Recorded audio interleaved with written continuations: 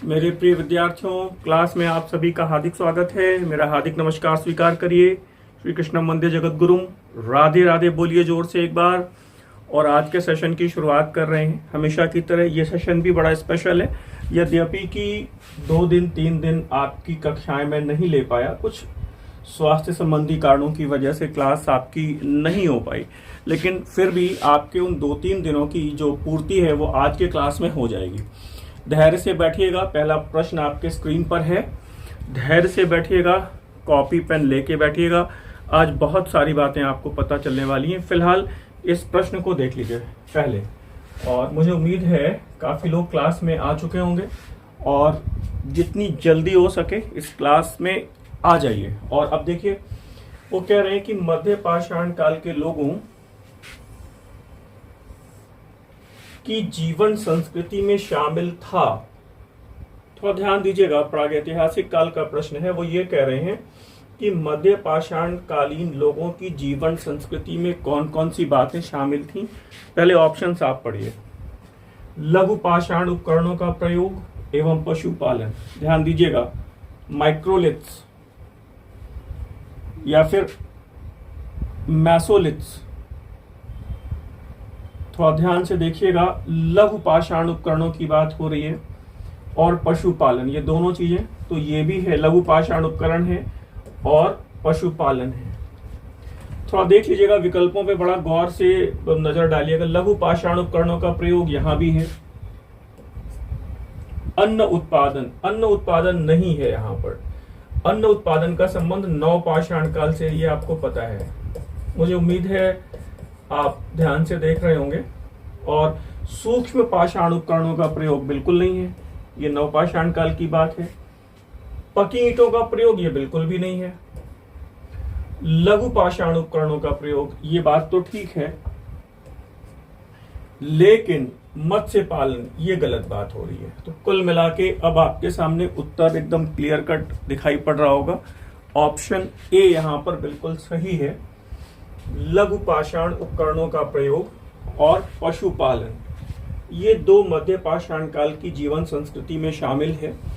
ये बताइएगा, पशुपालन के प्राचीनतम जो हमारे पास एविडेंसेस हैं वो कहां से हैं। तो दो स्थल विशेष तौर पे आपको पता होने चाहिए, बागोर, दूसरा आदमगढ़। क्लियर है? पशुपालन के जो साक्ष्य हैं वो हमारे पास बागोर और आदमगढ़ से हैं।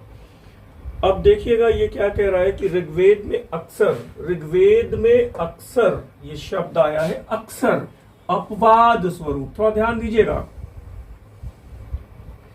किस आर्य कबीले को मृधवाक कहा गया है।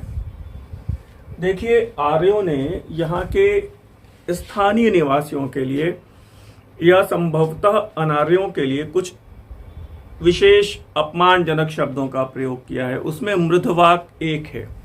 जैसे वो कहते हैं कृष्ण त्वच, काली चमड़ी वाले, अनासह, चपटी नाक वाले, ऐसे तमाम शब्द उन्होंने, अदेवयु, अव्रतु, अक्रतु, ऐसे तमाम शब्द उन्होंने यूज किए हैं।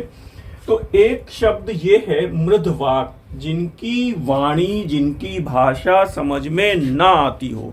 ध्यान रखिएगा, मृदवाक अर्थात कर्कश वाणी वाले। मेरी बात बहुत ध्यान से समझिएगा। तो बेसिकली वो ये कह रहा है कि किस आर्य कबीले के लिए भी ये बात अपवाद स्वरूप कही गई है। पुरु, तुर्वस, अनु, यदु। पुरु, तुर्वस, अनु, यदु। ऑप्शंस क्लियर हैं। और यहां पर अगर आप यदु या तुर्वस जवाब दे रहे हैं तो जवाब गलत हो जाएगा, और ये जवाब है पुरु। ध्यान रखिएगा, जो 10 राजाओं का युद्ध है या जो दाशराग युद्ध है, 7वें मंडल में इसका उल्लेख है, उसमें आपको पता है कि लगभग कबीले तो बहुत सारे शामिल थे, लेकिन जो 10 विशेष कबीले शामिल थे उसमें 5 आर्य कबीले हैं। अनु, द्रुम्न, पुरु, यदु, तुर्वस। उसमें पुरु को मृदवाक कहा गया है, ये बात ध्यान रखिएगा। और उसमें 5 हमारे पास अनार्य कबीलों के उल्लेख भी मिलते हैं, अलिन, पख्त, बलानस, शिवी, विषाणिन। तो ये कुल मिला के ये 10 राजाओं का संघ था। आप ये कह सकते हैं 10 कबीलों का संघ था। एक प्रश्न ऐसे भी आया कि ये बताइए ये संघ किसके मस्तिष्क की उपज थी। आपको पता है ये विश्वामित्र के मस्तिष्क की उपज थी ये संगठन। फिलहाल अगले प्रश्न पर आइए, और ये कह रहे हैं अथर्ववेद के अनुसार कृषि का प्रथम अनुसंधानकर्ता कौन था। अथर्ववेद के अनुसार कृषि का प्रथम अनुसंधानकर्ता कौन था। अश्विन देव, भरत, पृथुवैन्य या फिर मनु। जवाब दे पाएंगे, और बड़ा सामान्य प्रश्न है, अक्सर पूछा गया है, रिपीटेड प्रश्न है, लेकिन फिर भी आप जवाब दीजिए थोड़ा सा। और यहां पर सही जवाब है पृथुवैन्य। क्लियर हो रहा है। एक बात आपको यहां पर और बता देते हैं, ऋग्वेद के प्रथम मंडल में, थोड़ा ध्यान दीजिएगा, ऋग्वेद के प्रथम मंडल में भी एक रेफरेंस आया है। वो कहते हैं अश्विन देवों ने मनु को, अश्विन देवों ने मनु को हल चलाना और अनाज उगाना सिखाया। अश्विन देवों ने मनु को हल चलाना और अनाज उगाना सिखाया। ध्यान देने की बात यह है कि ऋग्वेद का जो प्रथम मंडल है वो परवर्ती चरण का है। सबसे बड़ी बात यह है कि ऋग्वेद में जो ये कृषि संबंधी बातें आ रही हैं, तो ऋग्वेद में कुल 24 मंत्रों में कृषि का उल्लेख है। 24 मंत्रों में, ऋग्वेद के 24 मंत्रों में कृषि का उल्लेख है।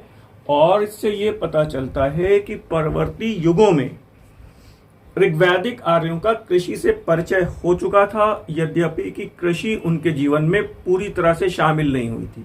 जो कृषि प्रधान जो अर्थव्यवस्था आती है, जो स्थायीकरण की जो प्रक्रिया, जन से जनपद बनने की जो प्रक्रिया की शुरुआत है, वो उत्तर वैदिक काल में है। फिलहाल आपने ये देख ही लिया है। अगले प्रश्न को देखिए, वो क्या कह रहा है। प्रश्न ये है, बहुत बढ़िया प्रश्न है ये, ध्यान से देखिएगा। निम्नलिखित में से किस धर्म प्रचारकों में किसने लोहे अथवा मिट्टी के भिक्षा पात्र में अयोपत्तो मत्तिकापत्तो के उपयोग की आज्ञा प्रदान की। वह बुद्ध हैं या मक्खली गोशाल हैं, वर्धमान महावीर हैं या फिर पार्श्वनाथ हैं। 4 ऑप्शंस हैं यहाँ पर। बहुत शानदार बात है, बहुत बढ़िया बात है ये। वो कह रहे हैं किसने लोहे और मिट्टी के भिक्षा पात्र को यूज करने की अनुमति दी है। महात्मा बुद्ध। अब ध्यान दीजिएगा, वर्धमान महावीर, मक्खली गोशाल या फिर पार्श्वनाथ। एक प्रश्न तो अगर आपको याद आ रहा हो तो यहाँ मक्खली गोशाल नहीं हो सकते यहाँ पर। क्यों? क्योंकि एक चीज और आई है यहाँ पर। मक्खली गोशाल ने किस संप्रदाय की स्थापना की थी, पहले ये बताइए। इस प्रश्न को थोड़ी देर के लिए भूल जाइए। और वो है आजीवक संप्रदाय, है ना।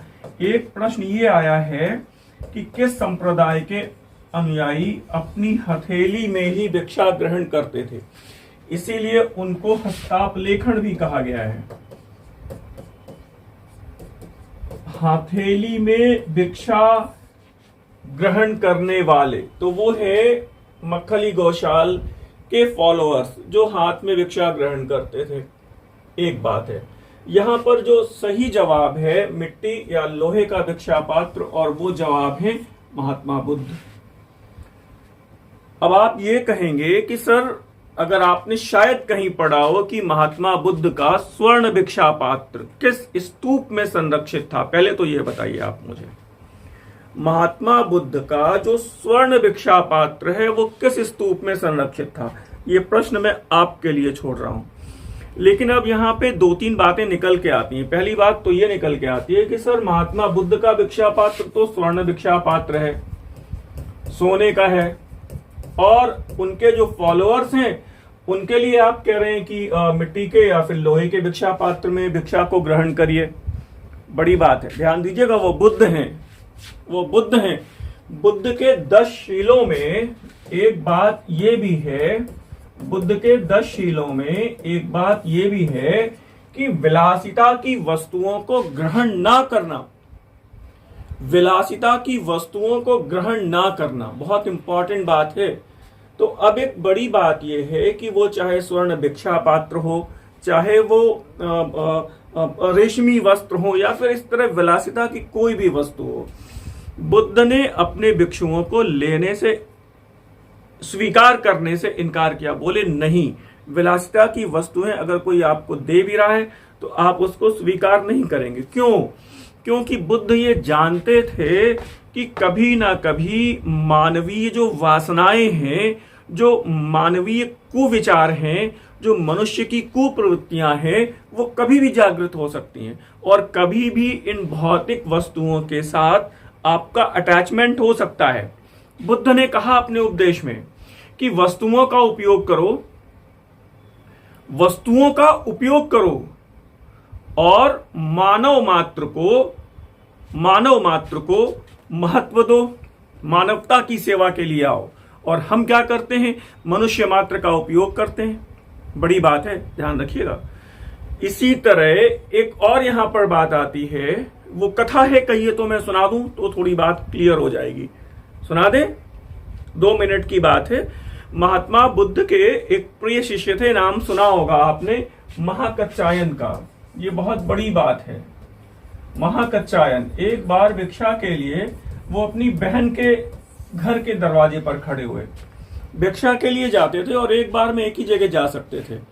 तो वो अपनी बहन के दरवाजे पर खड़े हुए। अब बहन तो बड़ी प्रसन्न हो गई कि भाई आया है। महाकच्चायन तो केवल भिक्षा के लिए गए थे, लेकिन बहन ने अपने भाई को बिठाया, आसन दिया और उन्हें अच्छा भोजन परोसा। भोजन कर रहे थे महाकच्चायन और अचानक उन्होंने देखा कि एक रेशमी दुशाला उनके घर में टंगा हुआ था। तो महाकच्चायन ने देखा उस दुशाले को, लेकिन मांग नहीं सकते थे क्योंकि केवल अनुमति थी भोजन की, भोजन को, भिक्षा में भोजन को प्राप्त करने की। तो अब उन्होंने देखा उस दुशाले को, तो बहन ने देखा कि भाई ने दुशाले को बड़ी आग्रह नजरों से देखा है, तो बहन ने चलते समय बिना मांगे वो दुशाला महाकच्चायन को दे दिया। अब आप ध्यान दीजिएगा, बड़ी इंपॉर्टेंट बात है। अब महाकच्चायन बड़े खुश हो गए, लौटे, आश्रम पे लौटे, मतलब अपने विहार पे जहां पे उनकी कुटिया थी। अब उनको ये लग रहा था कि अब कल सवेरा होगा तो इस दुशाले को पहनेंगे, सब लोग पूछेंगे, सबको दिखाएंगे। और यही सोचते सोचते महाकच्चायन सो गए। शाम हो गई थी, रात हो गई, सो गए। और उसी शयन की अवस्था में उनका देहांतरगमन इस देह को छोड़कर सिधार गए। अब क्या? अगले दिन सवेरे जब महाकच्चायन की डेथ हो गई, जब वो मिले नहीं, जीवित नहीं मिले, तो उनका अंतिम संस्कार हुआ। और फिर इसके बाद होता यह था कि जो बौद्ध भिक्षुओं के उपयोग की वस्तुएं होती थी उनको दान कर दिया जाता था। तो वो दुशाला भी वहां पे टंगा हुआ था और वो दुशाला आनंद ने उठाया, और तो उसमें एक छोटा सा चिलर मौजूद था। वो महाकच्चायन थे। वो चिल्लाने लगा, रे भाई ये दुशाला लेके कहां जा रहे हो? ये मेरा दुशाला है, तुम लेके मत जाओ। अब ये बात बुद्ध को सुनाई पड़ी। बुद्ध ने आनंद को बुलाया, बोले आनंद वो दुशाला टांग दो वहीं पे। भाई ठीक है, वो आनंद ने दुशाला टांग दिया। अब क्या बात हुई, 2-3 दिन के बाद उस जो छोटा सा उसमें जीव था उसका भी देहांतरगमन हो गया। अब बुद्ध ने कहा आनंद जाओ और उस दुशाले को दान कर दो। आनंद ने दान कर दिया।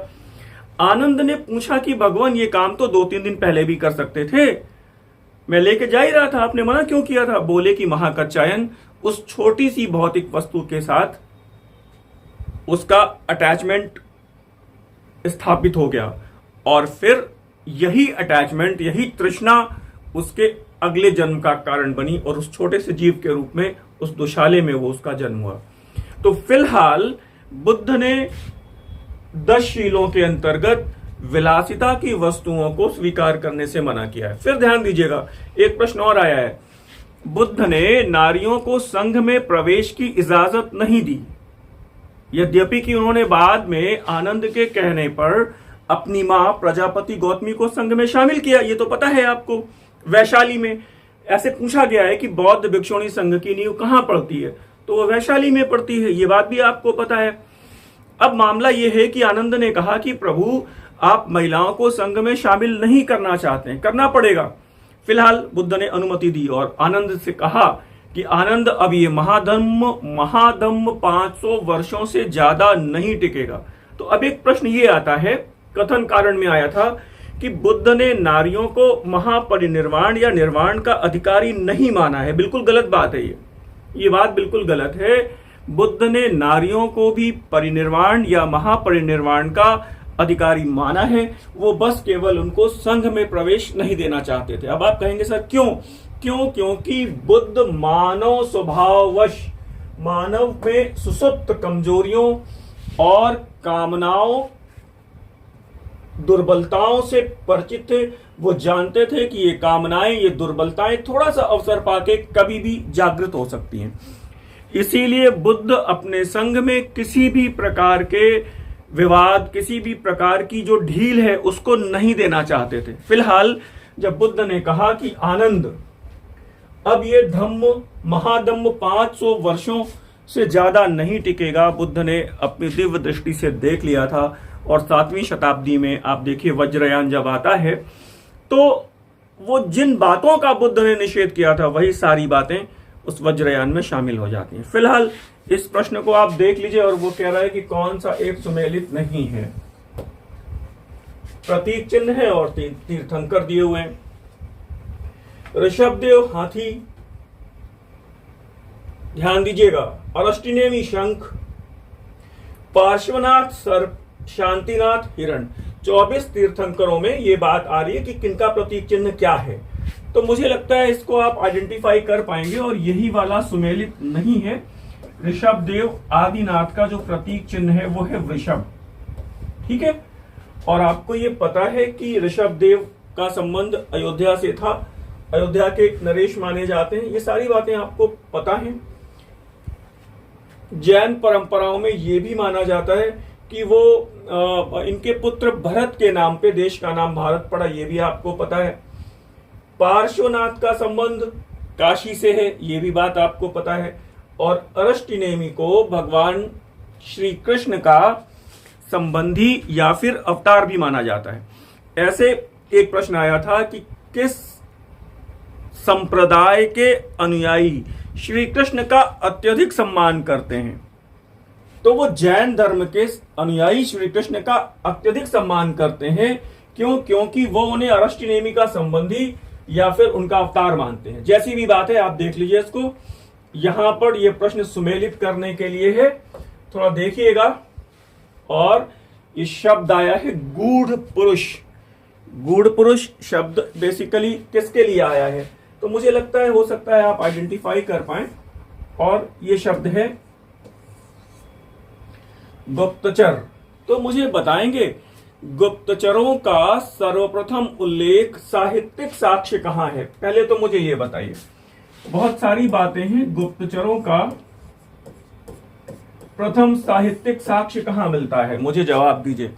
गुप्तचरों का प्रथम साहित्यिक साक्ष्य कहां मिलता है? और अगर आप जवाब दे रहे हैं अर्थशास्त्र तो गलत हो जाएगा, और ये बात आएगी ऋग्वेद में।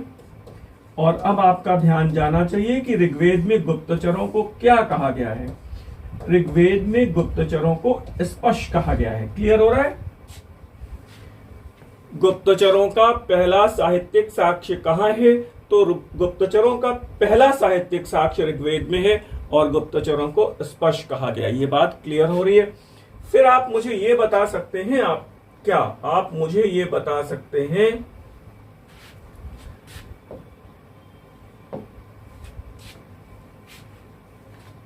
मेगास्थनीज गुप्तचरों को क्या कहते हैं? मेगास्थनीज गुप्तचरों को क्या कहते हैं? तो ध्यान रखिएगा, मेगास्थनीज ने गुप्तचरों को एपिस्कोई कहा है। ये बात भी आप नोट कर लीजिएगा। स्ट्रैबो गुप्तचरों को क्या कहते हैं? ये सब प्रश्न बड़े इंपॉर्टेंट हैं। स्ट्रैबो गुप्तचरों को हिपोरोई कहते हैं। बात समझ में आ रही है? मुझे उम्मीद है आपने ध्यान दिया होगा। अच्छा, अब ये कह रहा है कालामुख, यानी इट मीन्स कि यहां पर जो बात आएगी, यहां पर 2 नंबर हो गया। कालामुख यानी कि महाव्रतधर।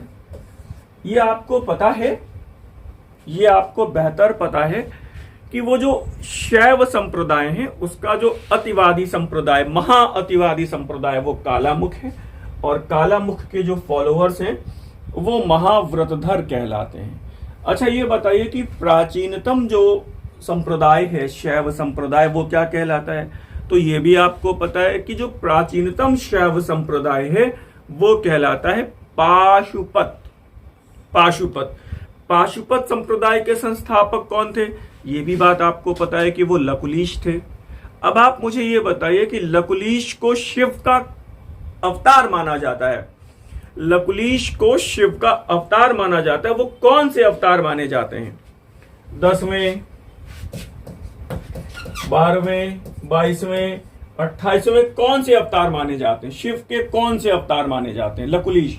तो ध्यान रखिएगा, वो शिव के 28वें और अंतिम अवतार माने जाते हैं। एक बात ये क्लियर हो रही है। मुझे ये भी बताइए कि पाशुपत संप्रदाय के फॉलोअर्स क्या कहलाते हैं?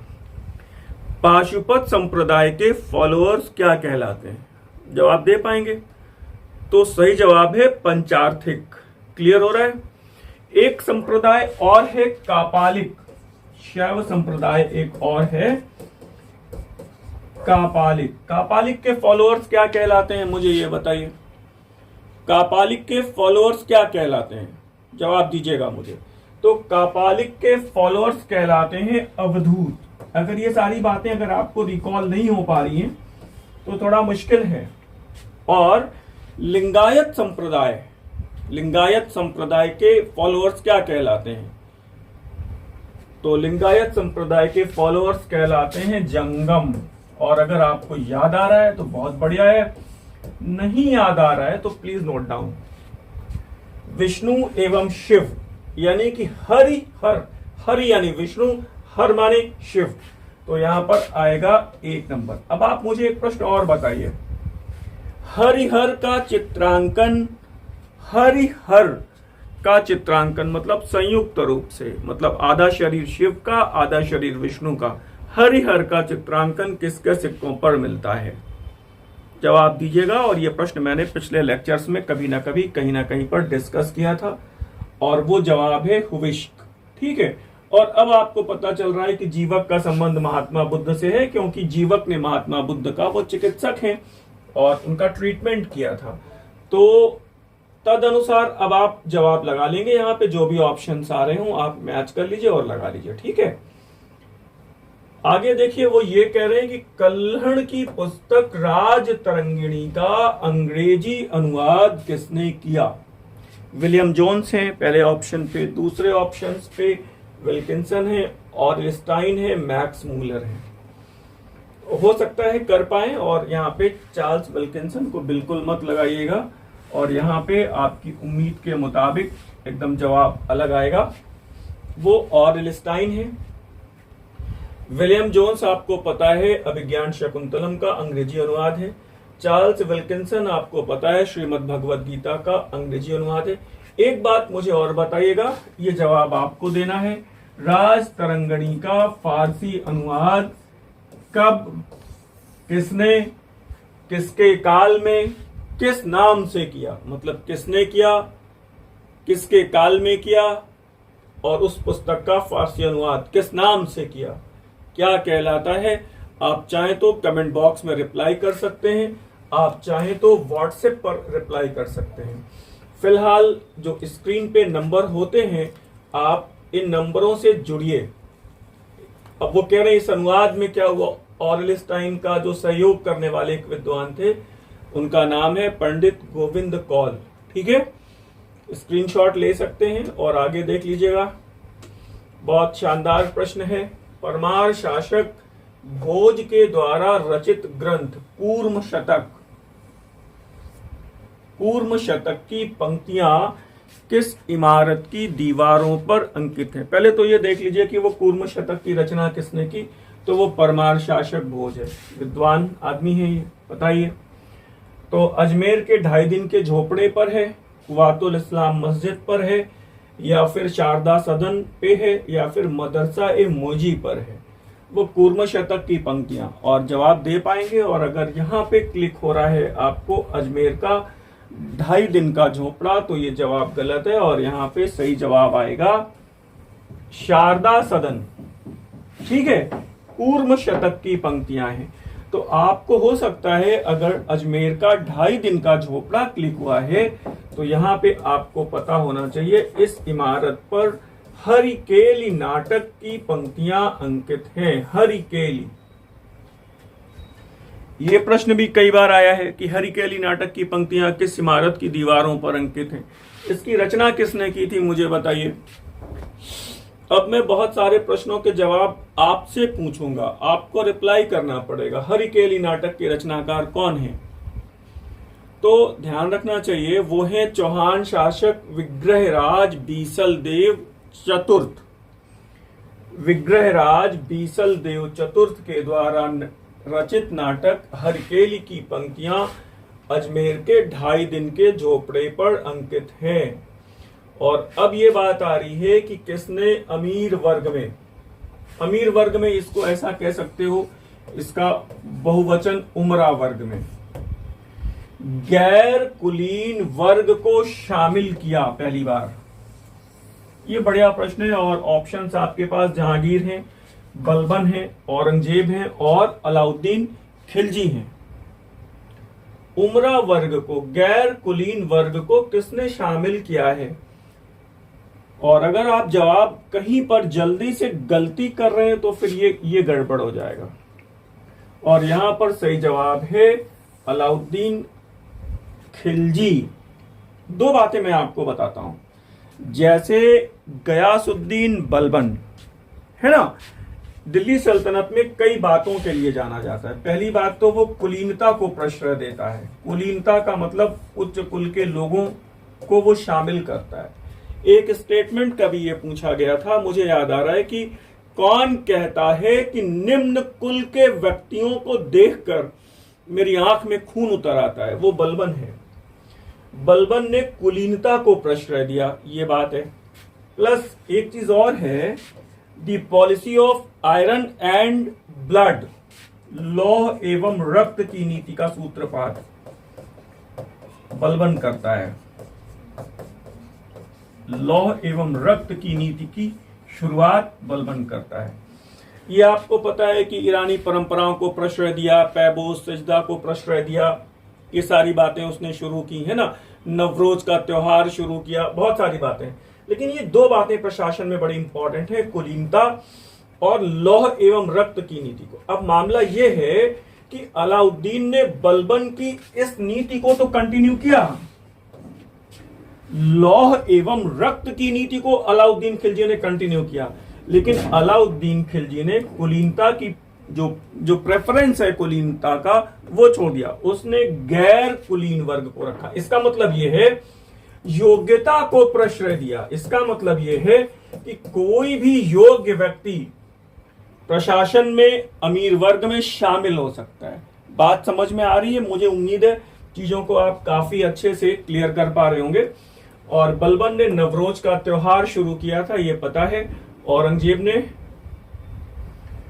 बैन कर दिया था। इस रिमार्क को देख लीजिएगा, गैर कुलीन वर्ग को अमीर वर्ग में रखने वाले खिलजी थे। इन्होंने रक्त की शुद्धता एवं उच्च वंशावली पर विशेष ध्यान नहीं दिया। क्यों? क्योंकि ऐसा भी प्रश्न आया है कि किसने अपने अमीरों की, अपने अधिकारियों की वंशावली चेक करवाई? वो बलबन ही है, जिसके कारण मोहम्मद हबीब ने इसे खिलजी क्रांति की संज्ञा दी। बहुत इंपॉर्टेंट बात है, एक एक लाइन में प्रश्न है और इतने सटीक और इतने बेहतरीन प्रश्न थोड़ा सा मुश्किल होता है, जल्दी से आपको मिलेंगे नहीं। और मुझे लगता है आपको क्लास में कंटिन्यू रहना चाहिए। यद्यपि कि किन्हीं विशेष कारणों से अगर कभी क्लास 1 या 2 दिन के लिए सस्पेंड हो जाती है तो परेशान बिल्कुल मत होइएगा, मैं आपसे लगातार मिलता रहूंगा क्लास में। और ये मैंने हमेशा आपको ये बताया है कि हम लोगों की एक जैसे ऑनलाइन टेस्ट सीरीज हम लोगों की चल रही है 125 प्रश्नों वाली। प्रत्येक पेपर में 125 प्रश्न होते हैं और बराबर इतिहास के 3 खंडों में विभाजित होते हैं। वो केवल पीजीटी और टीजीटी पर ये फोकस है हमारा, आपकी इस परीक्षा को ध्यान में रखते हुए। और अगर आज ऐसे समझ लीजिए कि आधा अक्टूबर बीत गया, मुझे बहुत ध्यान से सुनिएगा, तो इसका मतलब यह है कि अब लगभग आधा अक्टूबर और नवंबर बचा हुआ है। और अगर परीक्षा दिसंबर जनवरी में होती है तो मुझे उम्मीद लगती है कि 10 नवंबर तक इसकी अनाउंसमेंट हो जानी चाहिए। अगर परीक्षा को 10 जनवरी तक 15 जनवरी के पहले कंडक्ट करवाना है तो इसकी घोषणा 10 नवंबर तक हो जाने की संभावना है। होनी है, ऐसा होता है सामान्य तौर पे। कम से कम परीक्षा के लिए आपको 1.5 महीने 2 महीने का समय मिलता है अनाउंसमेंट के बाद, है ना। तो अगर मान लिया कि ये अनाउंसमेंट अभी नहीं होता है तो इसका मतलब ये है, बहुत गंभीरता से इस बात को सुनिए, कि फिर परीक्षा के स्थगित और थोड़ा सा पोस्टपोन होने की संभावना बन सकती है। उसका रीजन ये है कि बीच में 2 महीने लगभग महाकुंभ है। तो इतनी भीड़ भाड़ और इतने मतलब पूरे प्रशासन की जो सक्रियता है वो केवल इस कुंभ पे होगी।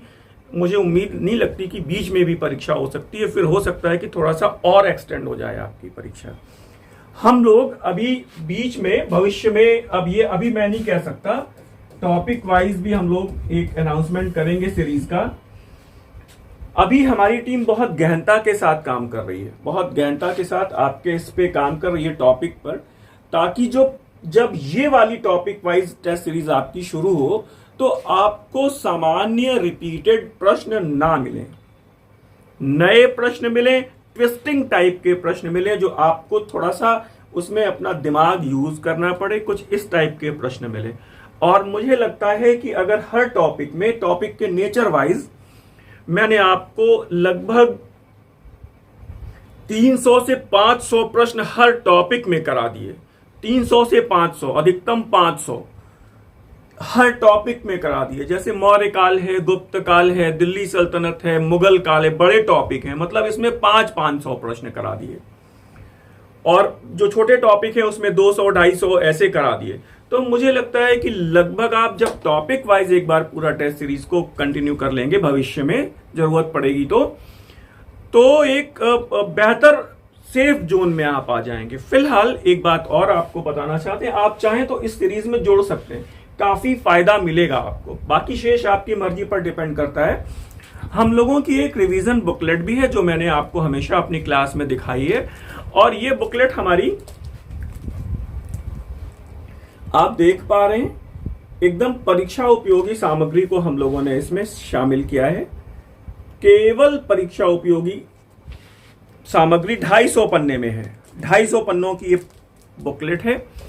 स्पीड पोस्ट के माध्यम से आपको प्राप्त होगी। अगर आप चाहें तो इसको अपनी रिवीजन की प्रक्रिया में इस पुस्तिका को शामिल कर सकते हैं। फिलहाल हम लोग अपने इस सेगमेंट पे आते हैं, जो हम लोगों का ये वाला प्रश्न आप देख पा रहे होंगे।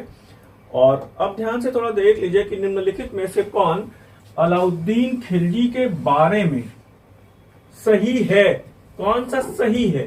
तो पहले जब ये पूछता है कि सही है या फिर गलत है, सत्य है, असत्य है, तो पहले अपने जो विकल्प है उनमें सही गलत का निशान लगाइएगा, ठीक है। मेरी बात को मैं फिर रिपीट कर रहा हूं, टॉपिक वाइज सीरीज में मेरी टीम बहुत तत्परता से काम कर रही है। आपको भविष्य में कुछ ऐसे अनाउंसमेंट मिलेंगे जो आपके लिए बहुत प्रॉफिटेबल होंगे, बहुत प्रॉफिटेबल होंगे। आराम से इंतजार करिए। और अब इस प्रश्न पे आप ध्यान दीजिए। सुल्तान अलाउद्दीन खिलजी ने प्रशासन में अधिकारियों की नियुक्ति के लिए योग्यता के बजाय कुलीनता को प्रश्रय दिया। तो आई थिंक ये गलत ही, अभी मैंने बताया कि कुलीनता पर ध्यान देने वाला बलबन है। तंबाकू की खेती पर प्रतिबंध लगा दिया, तंबाकू अभी है ही नहीं, तो ये वाला भी गलत है। तंबाकू की खेती पर बैन करने वाला कौन था, तो ये बात आपको बेहतर पता है, वो जहांगीर है। और ये कह रहे हैं कि मदिरा के उत्पादन एवं बिक्री पर रोक लगाई। अब थोड़ा ध्यान दीजिएगा, मुझे सही से बताइए, मदिरा के उत्पादन और बिक्री पर रोक लगाई, ये सही है या गलत है। तो आप ध्यान दीजिएगा, मदिरा के उत्पादन और बिक्री पर रोक लगाई, ये बात भी गलत है, बिल्कुल गलत है। मदिरा के उत्पादन और बिक्री पर रोक नहीं लगाई, मदिरा पान की इजाजत दी है, तद अनुसार फिर ये वाला सही हो जाएगा। ऊपर के 3 गलत हैं। अलाउद्दीन खिलजी ने अमीरों के मद्य समारोहों एवं सामूहिक मदिरा पान पर प्रतिबंध लगा दिया।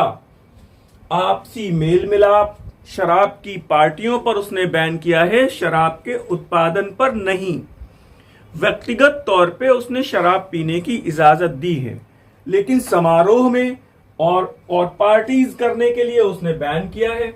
आपको ये भी पता है कि उसने अपने अमीरों के आपसी वैवाहिक संबंधों पर अपनी स्वीकृति मिलने तक भी रोक लगाई। बहुत दूरदर्शी आदमी है वो। ध्यान दीजिएगा, अलाउद्दीन खिलजी इधर और उधर मुगल काल में अकबर, ये दोनों निरक्षर शासक हैं, और दो विद्वान, इधर मोहम्मद बिन तुगलक और उधर औरंगजेब, जो बहुत ज्यादा विद्वान आदमी थे, सल्तनत को पूरा तबाह कर दिया। फिलहाल प्रश्न यह है कि मुगल काल में मुस्लिम धर्मविदों, ध्यान दीजिएगा, मुस्लिम धर्मविदों, उलेमाओं यानी धार्मिक गुरु, मुस्लिम धार्मिक गुरुओं को उलेमा शब्द यूज हुआ है, प्रदान की जाने वाली जागीरों को क्या कहा गया है? मदद-ए-माश, वतन, सरयुगल या फिर एम्मा? और बताइए, अगर कहीं जल्दबाजी में आपने मदद-ए-माश को यूज किया है तो गलत हो जाएगा, और ये है Emma.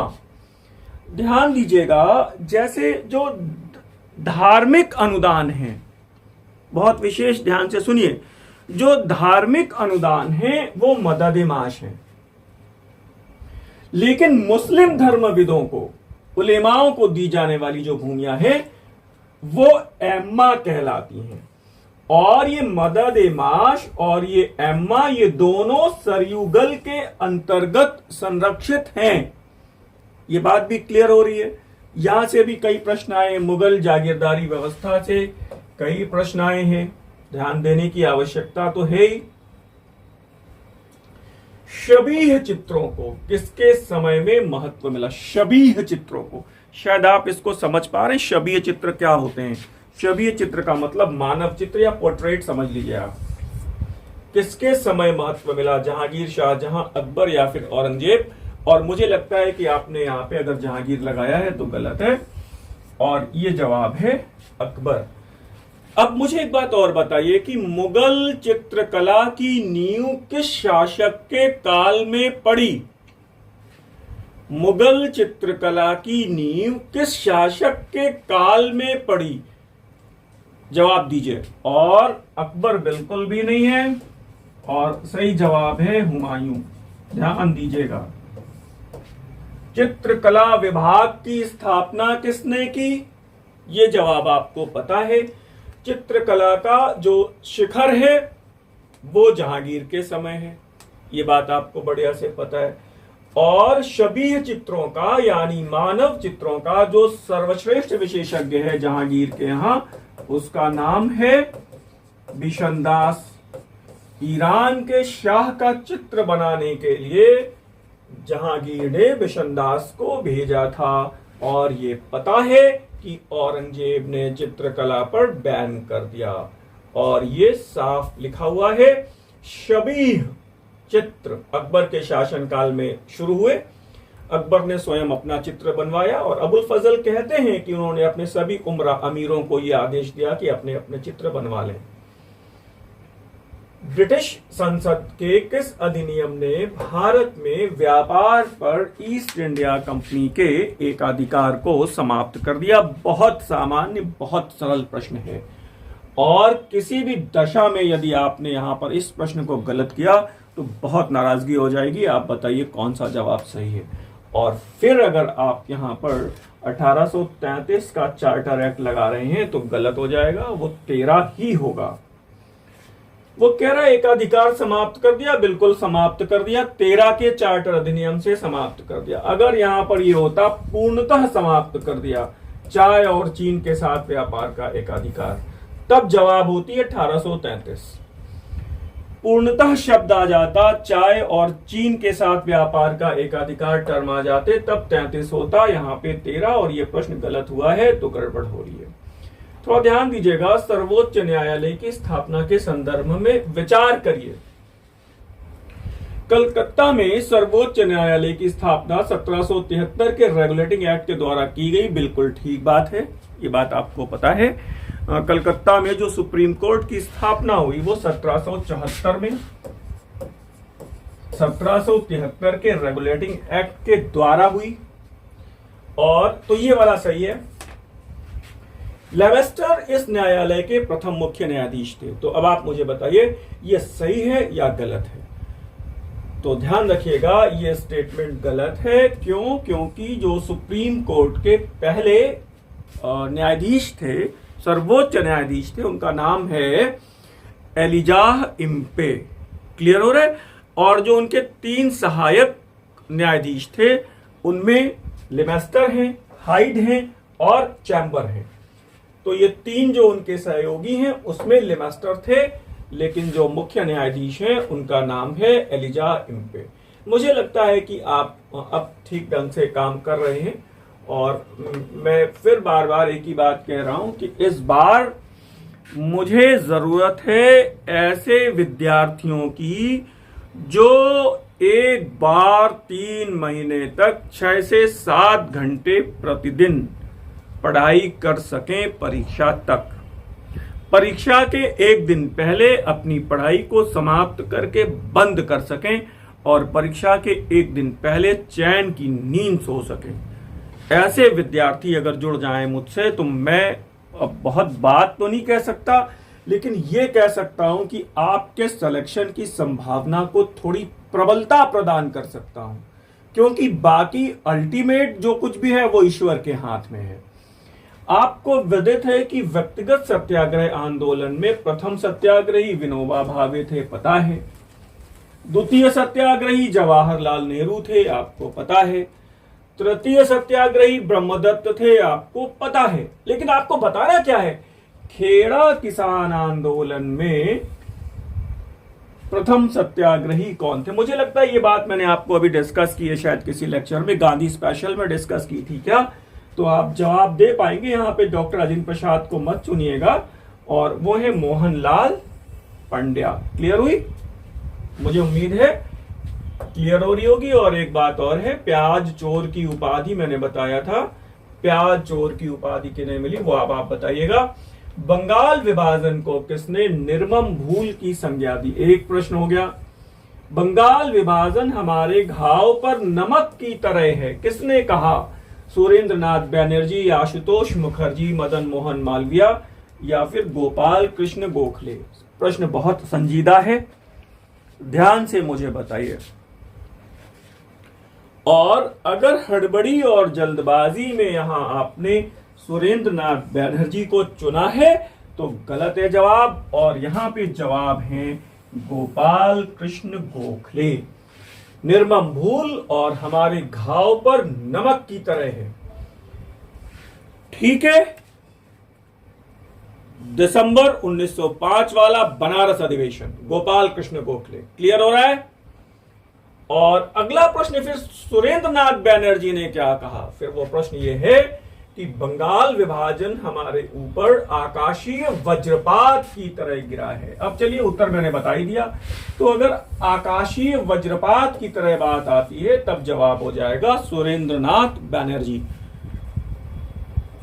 Teacher of the nation. इन्हीं की उपाधि है राष्ट्रगुरु, राष्ट्रगुरु। ध्यान रखिएगा। तो आगे अगला प्रश्न आपके सामने आना चाहिए। कांग्रेस के वो अध्यक्ष कौन थे जिन्होंने अपने अध्यक्षीय भाषण में हिंदी भाषा के लिए, ध्यान रखिएगा अच्छा प्रश्न है ये भी, हिंदी भाषा के लिए रोमन लिपि लागू करने की वकालत की थी? चिन्हित करिए। सुभाष जी हैं, तिलक हैं, चित्तरंजन दास हैं या फिर महात्मा गांधी? और मुझे लग रहा है ये कर पाएंगे, गलती मत करिएगा यहां पे। और नो डाउट सुभाष चंद्र बोस हैं, नो डाउट वो सुभाष चंद्र बोस हैं। हिंदी के लिए रोमन लिपि की बात कर रहे हैं, वो बोल रहे हैं हिंदी के लिए देवनागरी के बजाय रोमन लिपि को यूज किया जाए। प्रश्न बहुत अच्छा है। यह मत कि कांग्रेस की स्थापना सेफ्टी वॉल्व के सिद्धांत से अनुप्रेरित थी, ये एक प्रश्न पहला है कि ये बात किसने अपनी पुस्तक में कही? तो ये बात लाला लाजपत राय कहते हैं, लाला लाजपत राय ये बात कहते हैं और अपनी पुस्तक यंग इंडिया में कहते हैं। अब ध्यान दीजिएगा, यंग इंडिया बोले सर महात्मा गांधी की है, तो यंग इंडिया महात्मा गांधी का अखबार है। यंग इंडिया महात्मा गांधी का अखबार है, और ये पुस्तिका की बात हो रही है यहाँ पे। यंग इंडिया लाला लाजपत राय की पुस्तिका उन्होंने यंग इंडिया में कहा। इनका एक अखबार है, आपको पता है, पंजाबी, लाला लाजपत राय का। किस भाषा में है ये बताइए, नहीं बता पा रहे हैं आप? लाला लाजपत राय का जो अखबार है पंजाबी, वो किस भाषा में है? अब मैं जवाब नहीं दे रहा हूं, ढूंढ के दीजिएगा आप। तो सेफ्टी वॉल्व के सिद्धांत को अन्य लोगों ने जिन्होंने समर्थन दिया वो कौन है? सीएफ एंड्रूज, या फिर एंड्रूज के साथ एमएस गोलवलकर, रजनी पामदत्ता, गिरजा मुखर्जी एवं सीएफ एंड्रूज। तो इसका एक मतलब तो कॉमन हो गया कि सीएफ एंड्रूज तो तीनों जगह कॉमन है। इसका मतलब यह है कि सीएफ एंड्रूज तो सही है ही। तो और लोग कौन कौन से हैं? तो आपको ध्यान रखना चाहिए वो रजनी पामदत्ता भी हैं और गिरजा मुखर्जी भी हैं और एमएस गोवलकर भी हैं, और तदनुसार जवाब हो जाएगा उपरोक्त सभी। मुझे उम्मीद है आप इस प्रश्न को कर पाएंगे, गलती मत करिएगा। बहुत इंपॉर्टेंट और बहुत सटीक प्रश्न है ये, भविष्य में किसी भी परीक्षा के लिए इंपॉर्टेंट हो सकता है। इतने ऑप्शन ना भी रहे तो भी एक नाम कोई भी आ सकता है इसमें से, ठीक है। तो ओहो, फिलहाल आज की क्लास के समापन का वक्त है और आपने इतने धैर्य के साथ इस क्लास में अपनी उपस्थिति दर्ज की। मेरा हार्दिक आभार आप सभी के लिए, और जल्दी हम लोग अपने अगले सेशन में मिलते हैं। तब तक के लिए मुझे आज्ञा दीजिए। धन्यवाद, नमस्कार।